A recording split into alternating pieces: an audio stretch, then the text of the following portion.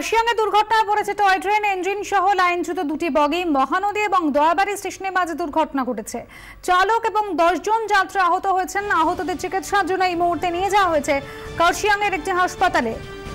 দুর্ঘটনায় toy train, engine সহ লাইনচ্যুত দুটি বগি। দুর্ঘটনাটি ঘটেছে মহানদী এবং দয়াবাড়ি স্টেশনের মাঝে। চালক এবং 10 জন যাত্রী আহত হয়েছে। তাদের চিকিৎসার জন্য কাশিয়াঙ্গে নিয়ে যাওয়া হয়েছে।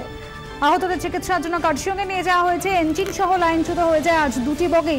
দুর্ঘটনা কবলে পড়েছে টয় ট্রেন। কাশিয়াঙ্গে ঘটেছে দুর্ঘটনা। মহানদী এবং দয়াবাড়ি স্টেশনের মাঝে ঘটেছে এই দুর্ঘটনা। চালক এবং 10 জন যাত্রী আহত। আহতদের চিকিৎসার জন্য কাশিয়াঙ্গে নিয়ে যাওয়া হয়েছে। কাশিয়াঙ্গের দুর্ঘটনায় টয় ট্রেন, ইঞ্জিন সহ লাইনচ্যুত দুটি বগি। মহানদী এবং দয়াবাড়ি স্টেশনের মাঝে ঘটেছে দুর্ঘটনা। চালক এবং 10 জন যাত্রী আহত। আহতদের চিকিৎসার জন্য নিয়ে যাওয়া হয়েছে কাশিয়াঙ্গের হাসপাতালে।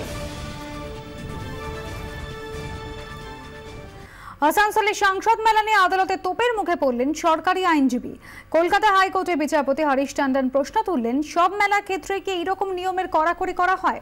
গঙ্গাসাগর মেলার জন্য জমায়েতকেই বা কিভাবে হ্যান্ডেল করা হচ্ছে, এমনই প্রশ্ন করেছেন বিচারপতি হরিশ টন্ডন। তিনি আরো বলেন, এই ধরনের মেলা সমাজের পক্ষে ভালো। মেলা হবে কিনা তা আসানসোলের মেয়রকেই ঠিক করতে হবে। সরকারি আইনজীবী বেশি যুক্তি দেখালে প্যান্ডোরার বক্স খুলে যাবে বলেও সতর্ক করেন বিচারপতি। এদিকে বাবুল সুপ্রিয় লোকসভা কেন্দ্র আসানসোল পুর নিগম সংসদ মেলা অনুমতি না দেওয়ায় কলকাতা হাইকোর্টের দ্বারস্থ হয়েছিল বিজেপি। শ্রাবন্তী সাহা আমাদের প্রতিনিধি রয়েছেন আমার সঙ্গে টেলিফোন লাইনে। শ্রাবন্তী, আজ আদালতে ঠিক কি হলো? কার্যত রাজ্যকে তুলোধনা করলেন বিচারপতি হরিশ টন্ডন এবং তিনি যে গুরুত্বপূর্ণ প্রশ্নগুলো রাজ্য সরকারের সামনে তুলে ধরেছেন তার কোনো কার্যত উত্তরই দিতে পারেননি সরকারি আইনজীবী। তার বক্তব্য হচ্ছে বারবার যে বিষয়গুলি তুলে ধরা হয়েছে। শ্রাবন্তী, শোনা যাচ্ছে? আপনাদের জানিয়ে রাখি, কলকাতা হাইকোর্টের বিচারপতি হরিশ টন্ডন আজ প্রশ্ন করেছেন যে সব মেলার ক্ষেত্রে কি এইরকম নিয়মের কড়াকড়ি করা হয়? গঙ্গাসাগর মেলার জন্যই বা কিভাবে জমায়েত হ্যান্ডেল করা হচ্ছে, এমনই জানতে চেয়েছেন বিচারপতি। তিনি আরো বলেন, এই ধরনের মেলার সমাজের পক্ষে ভালো। মেলা হবে কিনা তা আসানসোলের মেয়রকেই ঠিক করতে হবে। সরকারি আইনজীবী বেশি যুক্তি দেখালে প্যান্ডোরার বক্স খুলে যেতে পারে বলে সতর্ক করেছেন বিচারপতি। শ্রাবন্তী, আসানসোলের মেয়রকে কতক্ষণের মধ্যে জবাব দিতে বলা হয়েছে? দেখো, আগামীকালের মধ্যে এই জবাবটাকে দিতে হবে এবং কার্যত এটাতে তার উপরে অনেকটাই চাপ বাড়লো বলে মনে করছেন আইনজীবী মহলের একাংশ। তাদের যেটা বক্তব্য যে সরাসরি যদি সঙ্গে দেখো, আসানসোলের মেয়র জিতেন্দ্র তিওয়ারি এই মুহূর্তে আমার সঙ্গে টেলিফোন লাইনে রয়েছেন। নমস্কার জিতেন্দ্র বাবু, আজ যেভাবে বিচারপতি প্রশ্ন তুললেন মেলা নিয়ে, কেন মেলা করা হবে না এবং আপনাকেই এই সিদ্ধান্ত নিতে হবে, এরকমই বলেছেন আজ বিচারপতি হরিশ টন্ডন, কিভাবে দেখছেন? দেখুন, আমি তো টেকনিক্যাল পারসন না।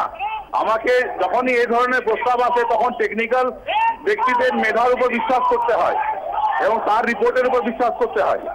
বিচারপতি বলেছেন, আমি তাকে সম্মান জানিয়ে কাল আবার আমরা ভিজিট করাবো, আবার টেকনিক্যাল পারসনদেরকে দিয়ে ভিজিট করাবো এবং আপনার উত্তর কি হবে জিতেন্দ্র বাবু? এবার আমি বলছি তো, টেকনিক্যাল পারসনরা যা বলবে আমরা সেটাই মানবো। আপনাদের যা যা অসুবিধার কথা আপনারা জানিয়েছিলেন এই মেলাকে কেন্দ্র করে, আপনাদের যে বিরোধিতার জায়গা ছিল সেগুলোকে আবারও অ্যাড্রেস করবেন? না, আমি বলছি তো যে টেকনিক্যাল পারসনরা আবার কালকে ভিজিট করবেন কাল 3টের সময় এবং টেকনিক্যাল কমিটি যা রিপোর্ট দেবে, যেহেতু বিচারপতি নির্দেশ দিয়েছেন রিঅ্যাসেস করা হবে সিচুয়েশনের, এবং সিচুয়েশন যদি চেঞ্জ হয়ে থাকে, মেলা করার মতো যদি পরিস্থিতি থাকে, নিশ্চয়ই মেলার পারমিশন দেওয়া হবে। কিন্তু জিতেন্দ্র বাবু, আজ তো বিচারপতি প্রশ্ন তুলেছেন যে যে কড়াকড়ি আপনারা করছেন, আপনি আবারও রিভিজিট করার কথা বলছেন, সব মেলার ক্ষেত্রে কি একই রকম কড়াকড়ি করা হয়? আসানসোলে তাই করা হয়। আমি আসানসোল জুরিসডিকশন আমি আসানসোল নিয়ে বলতে পারবো। আসানসোল জুরিসডিকশনের বাইরে কোথায় কি হয় সেটা আমার বিচার্য বিষয় নয় এবং সেটা আমি বলতেও পারবো না। আসানসোল পৌর নিগম এলাকায় যখনই মেলা হয় তখন এই ক্রাইটেরিয়াগুলো ফুলফিল করতে হয়, সেটা আমরা করি। আপনার টেকনিক্যাল কমিটি আজকে আবারও মেলা প্রাঙ্গণ ভিজিট করবে? আজ না, কাল 3টের সময় ভিজিট করবে। তারপরে আপনারা আদালতে আপনাদের উত্তর পাঠাবেন? অবশ্যই অবশ্যই অবশ্যই। অনেক ধন্যবাদ জিতেন্দ্র বাবু আমাদের সঙ্গে কথা বলার জন্য। শ্রাবন্তী, তোমাকে অনেক ধন্যবাদ। বাবুল সুপ্রিয়, আজ বিচারপতি যা যা পর্যবেক্ষণ আদালতে আজ যেভাবে রাজ্য সরকারকে তুলনা করা হয়েছে তার পরিপ্রেক্ষিতে কি বলেছেন শোনাবো আপনাদের।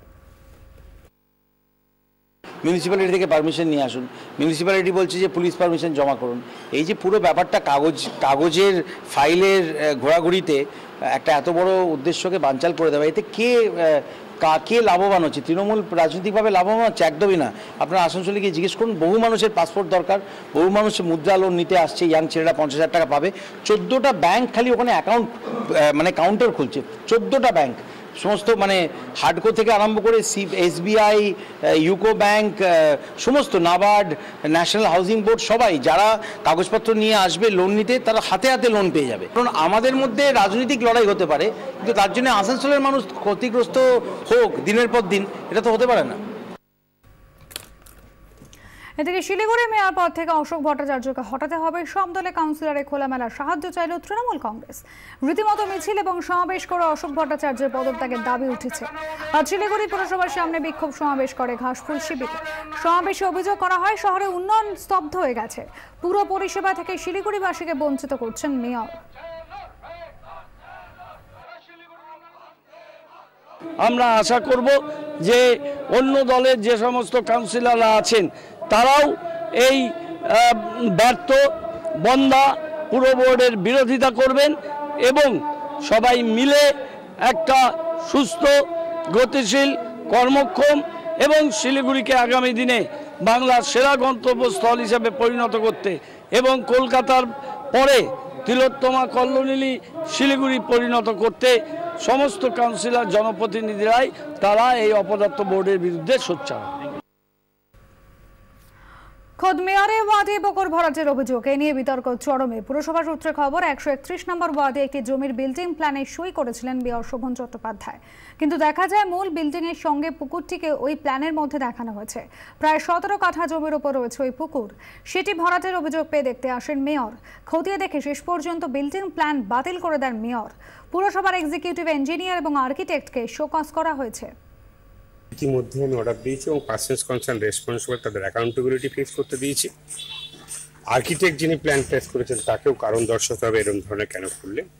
কলকাতার শহরে এরকম ধরনের ঘটনা মানিকতলাতেও ঘটেছে, কেটে কিন্তু আমরা পুকুর করে দেবো, এই জায়গায় কোনো কম্প্রোমাইজের।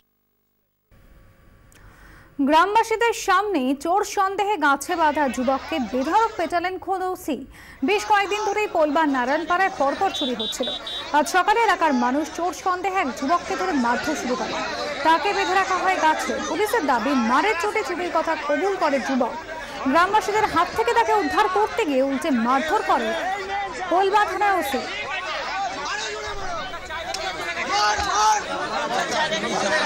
এই ছবি আপনারা দেখতে পাচ্ছেন এক্সক্লুসিভলি 24 ঘন্টায় কিভাবে গাছে বেঁধে রেখে ওই যুবককে মারধর করছে শ্রমিক সরকার খোদ পোলবা থানার ওসি।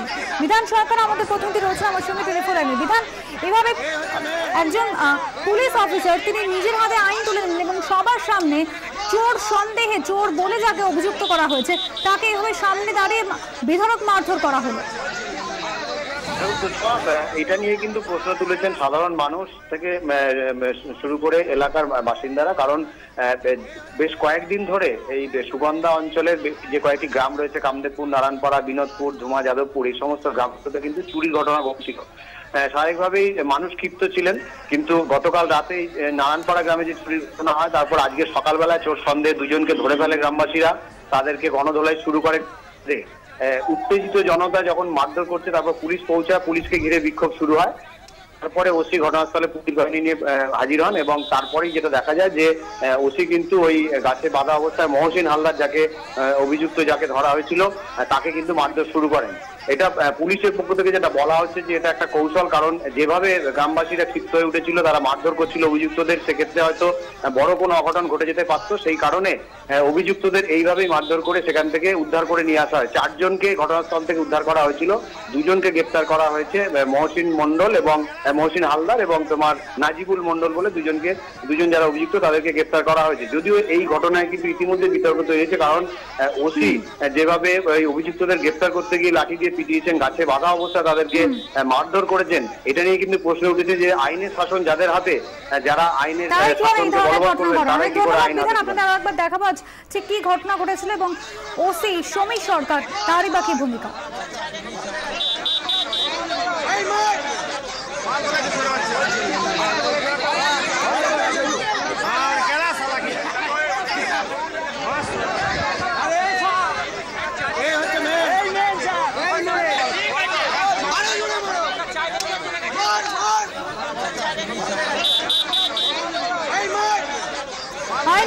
হয়েছে ঘটনাকে আমরা কথা বলেছিলাম আইনজীবী জয়ন্তনারায়ণ চট্টোপাধ্যায়ের সঙ্গে, শোনাবো তাঁর বক্তব্য।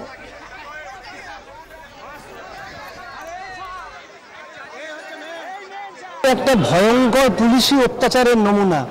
যদি পুলিশ যেভাবে আমরা দেখতে পাচ্ছি পর্দায়, পুলিশ একজনকে গাছে বেঁধে দামাদ্দাম পেটাচ্ছে, এটা কিন্তু ভারতীয় শাসন ব্যবস্থায় ভাবাই যায় না।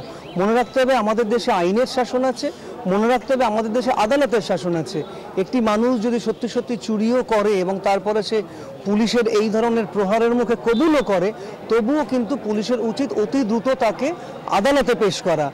আর এই পুলিশ অফিসারটির বিরুদ্ধে, যিনি এই কাণ্ডটি করলেন, তার বিরুদ্ধে কিন্তু যাকে অত্যাচারটা করা হচ্ছে তিনি চাইলে একটি মামলা করতে পারেন, তাতে করে জোর করে আটকে রাখা, অন্যায়ভাবে ধরে আনা এবং মারা, এই ধারাগুলিতে কিন্তু মামলা চালু হতে পারে। এছাড়াও এটা একটা মানবতা বিরোধী একটা ঘটনা, কাজেই হিউম্যান রাইটস ভায়োলেশনের জন্য কিন্তু এই অফিসারটিকে চিহ্নিত করা যেতে পারে।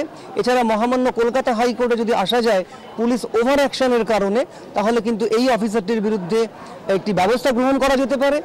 এছাড়াও যারা এই দৃশ্যটি দেখলেন, পুলিশ ঊর্ধ্বতন কর্তৃপক্ষ, তারাও কিন্তু এই দেখার বলে তারা এই অফিসারটির বিরুদ্ধে একটি ডিসিপ্লিনারি প্রসিডিং চালু করতে পারেন। টলিউডে অভিনেত্রীকে শ্লীলতাহানি ঘটনা অভিযুক্তদের গ্রেফতার করল পুলিশ। 31শে ডিসেম্বর রাতে প্রিন্স আনোয়ার শাহ রোডে একটি পানশালার সামনে নিগৃহীত হন টলিউডের এক অভিনেত্রী। সেই ঘটনাতেই গতকাল রাতে পুলিশ 5 জন যুবককে গ্রেফতার করেছে। অভিযোগ, 31শে ডিসেম্বর রাতে একটি ইনোভা গাড়ি চেপে পানশালার সামনে আসে অভিযুক্তরা। এরপর ওই অভিনেত্রীর সঙ্গে বচসা বেঁধে যায় যুবকদের। তখনই অভিনেত্রীকে নিগ্রহ করা হয় বলে অভিযোগ। ইনোভা গাড়িটিকেও আটক করেছে পুলিশ।